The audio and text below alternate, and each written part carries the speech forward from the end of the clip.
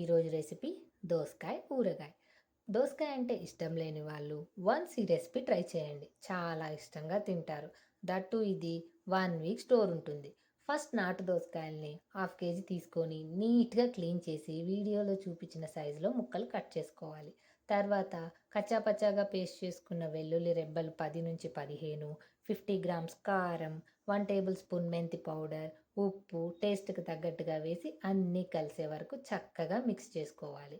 తర్వాత పోపుకి 100 గ్రామ్స్ ఆయిల్లో ఆవాలు, జీలకర్ర, ఎండుమిర్చి, పసుపు, కరివేపాకు, ఇంగువ వేసి రెడీ అవ్వగానే దీంట్లో కలుపుకోవాలి. ఇలా పోపు వేస్తుంటే ఇల్లు మొత్తం గుమగుమలాడిపోతుంది. ఈ రెసిపీలో దోసకాయ హీరో అయితే హీరోయిన్ మాత్రం వెల్లుల్లి అండ్ మెంతి పౌడర్. ఒక 1 అవర్ ఆగి రైస్లో వేడి వేడి రైస్లో తింటే మస్త్ అనిపిస్తుంది.